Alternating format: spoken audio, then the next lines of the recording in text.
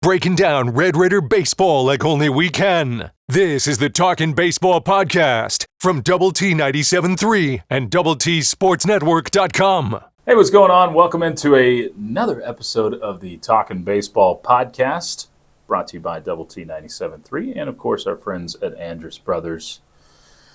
Jamie Lent to my left, I'm Chois Woodman, and we are getting down to the short rows, Jamie, of the season. Well, hopefully not, but it sure feels like it for Texas Tech baseball because it is a win-or-go-home week, quite literally. If Texas Tech does not win, the season will be done, and they've got to win it all in Arlington. We'll get into that, but first a look backwards to the last couple of series for Texas Tech. As the Red Raiders, Jamie, I feel like there was a stretch of close to a month where you could say this is a team that's clearly playing better baseball than they were earlier in the season. You went through – it didn't always show in the results. You still lost some series in there, but it looked like you were just better as a team.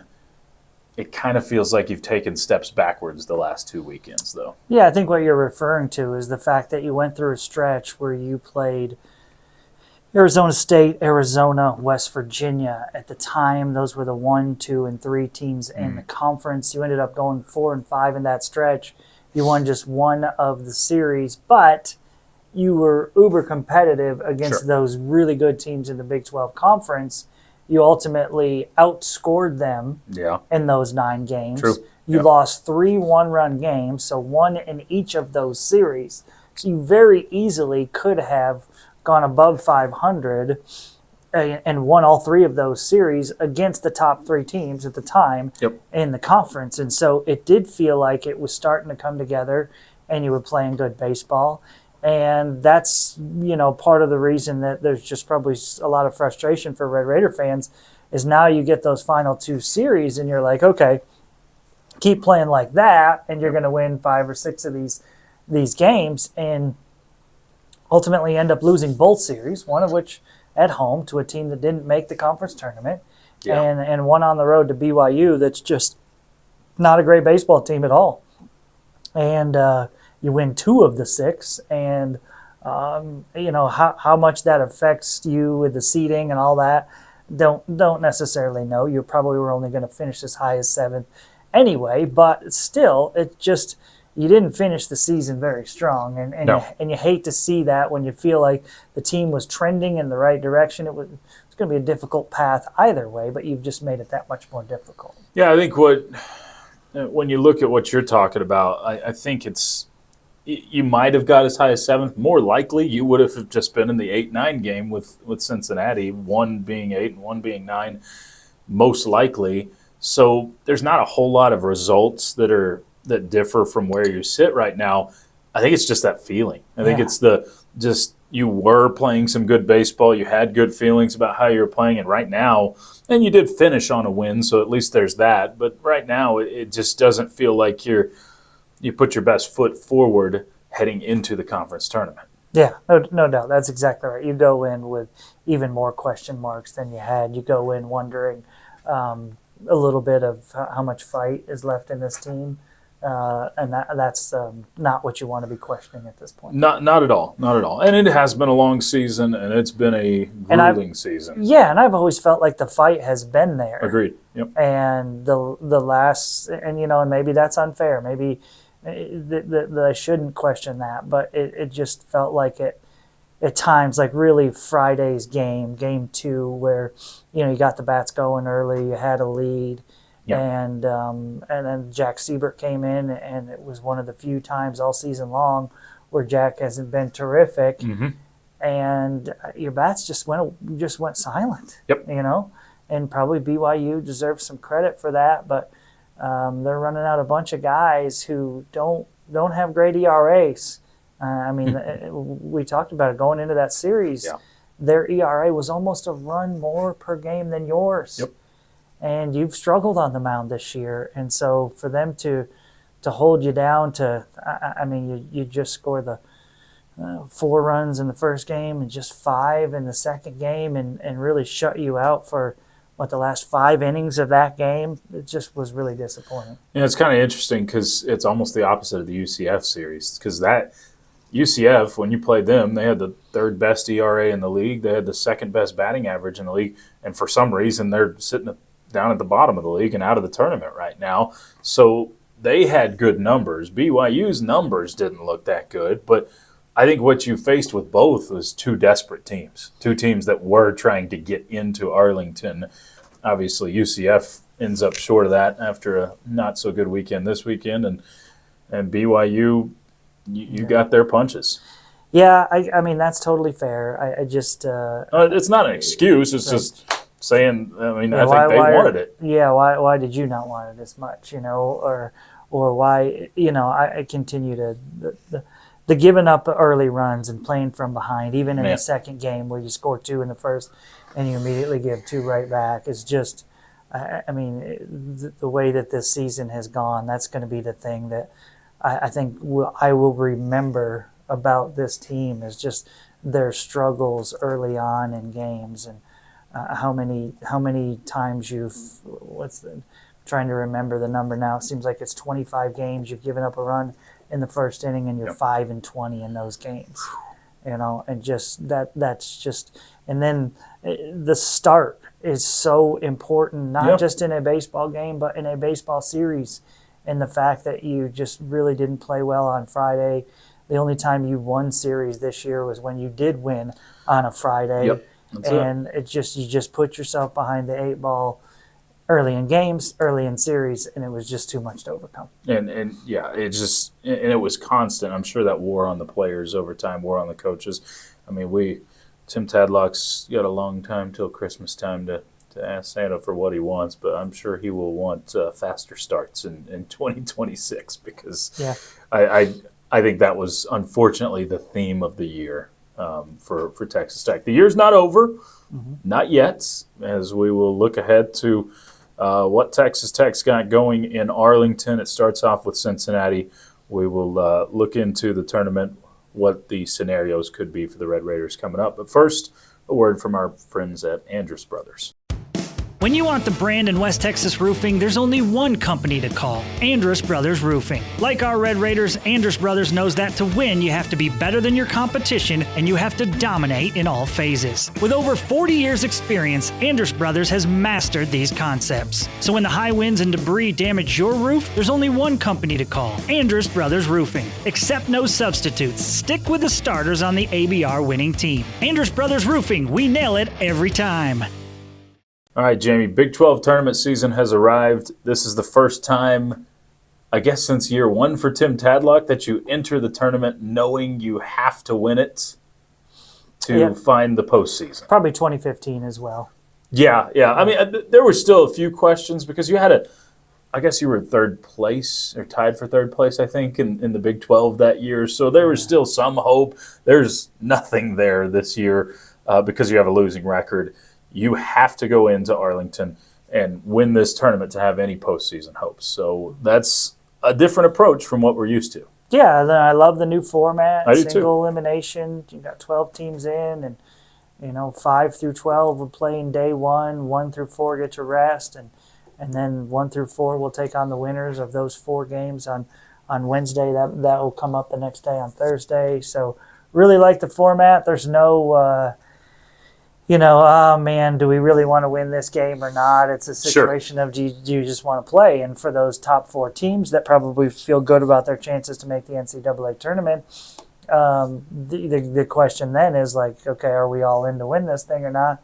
The rest of the teams are all in. So that to me is that to me is going to make it an exciting tournament. So Texas Tech will play Cincinnati in game 1. That's at 12:30 on Wednesday. You can find all of these games, of course, on Double T 97.3. If you win that game, you will get the number 1 seed in West Virginia.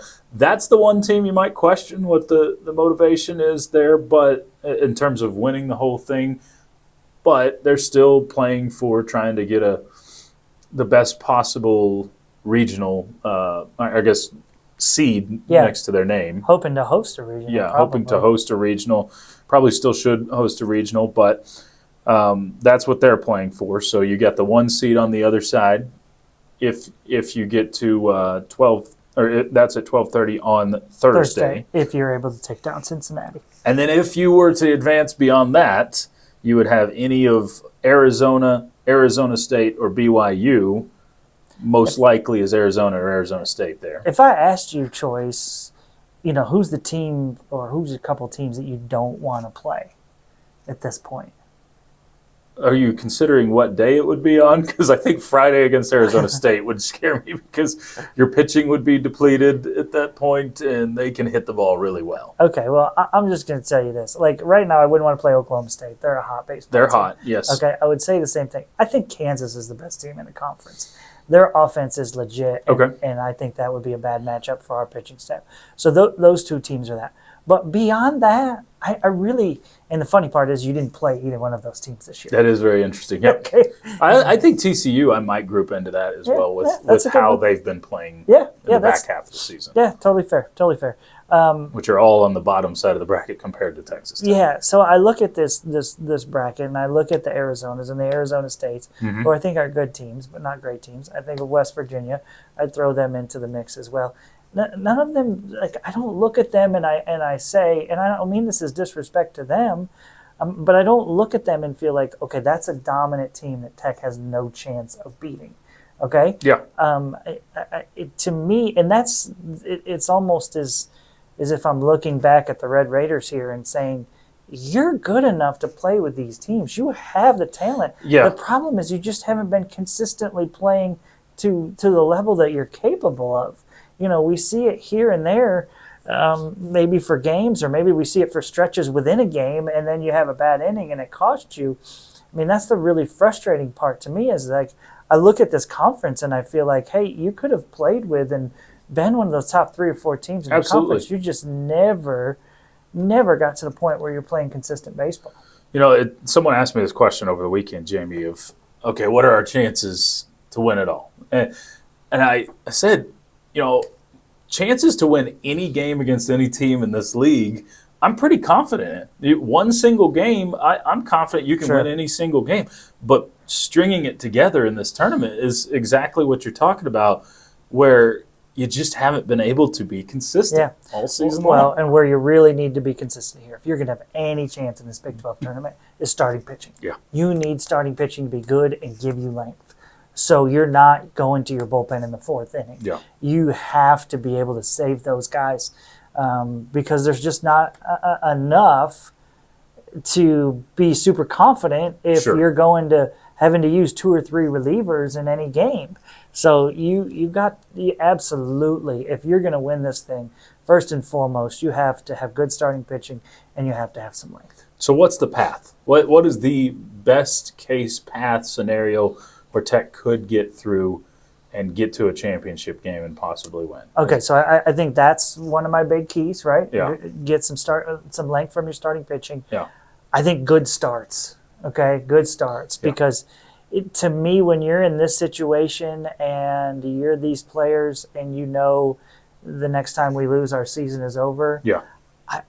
I think for some of these teams that you worry about that they're like, okay, man, it's done, okay? Sure. And so I think if you're continuously playing from behind like the Red Raiders have this year, it's going to be tough. It's going to be tough. So you got to get the offense going early on in the games. That would be the second thing to me. And then just the clutch hitting. This is not going to be a series won by home runs. No. Okay? Not in a big league ballpark. Nope. So this is going to be a series won by hitting with runners in scoring position. Okay? Now, I feel like Coach Tadlock over the last 2 or 3 weeks has been more situational hitting oriented. He's been more playing small ball, with hit and run, with guys just running on their own, with bunting, because he sees that this team has to be able to play that way to win games, because we haven't seen a lot of power of late from the Red Raiders, not a bunch of extra base hits. So beyond Logan Hughes and really Damian Bravo, there just hasn't been a lot of it. So got to find ways to score, and you got to find ways to score at the bottom of your lineup too, where it's been really 1 through 6 has been doing it. So I think that's what you're looking for. So get off to a good start, get solid starting pitching, And I mean, knowing that your pitching staff is struggling, you got to score runs to make the margin for error a little bit wider. So, that being said, you gave us the teams you don't want to face. Who are the teams you would most want to face? Is it just simply the lower seeds? I mean, is it like, I guess a BYU would be the potential third game? I don't know about you. And again, Cincinnati took 2 of 3 from the Red Raiders, and it feels like you gave them a series. Absolutely, yeah. Yeah, so I don't hate that matchup. I don't either. I look at West Virginia. I came out of Morgantown, and I can, I know they have a great record, but I came out of Morgantown thinking they got a good starting performance and a good relief performance that kind of shut down the Red Raider bats. Yep.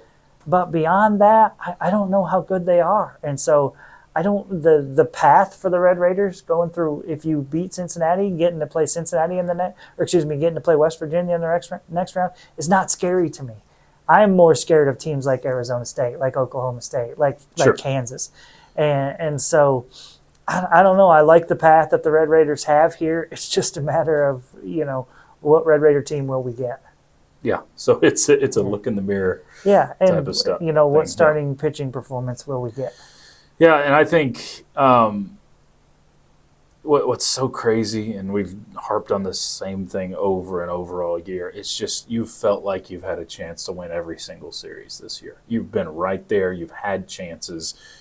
There's the shoulda, coulda, wouldas that just finding ways to pile up this year. Yeah. So, but you can do something magical. That's the great thing about baseball. Sure. You get to play every day this week from Wednesday on, and you can do something that no one would expect you to do and really change the entire feeling of one whole season. Just fun. Absolutely. Yeah. So hopefully that's what we get to talk about next week. Hopefully we get to talk about some postseason baseball. But if not, we will be back for a season recap next week and wrap it up. But appreciate you tuning in all season long. Make sure to tune in all week long, hopefully, for Red Raider baseball in the Big 12 tournament. That starts at 12:30 on Wednesday against Cincinnati. For Jamie Lent, I'm Chois Woodman. This has been the Talkin' Baseball podcast, powered by Double T 97.3. Breaking down Red Raider baseball like only we can. This is the Talkin' Baseball podcast from Double T 97.3 and DoubleTSportsNetwork.com.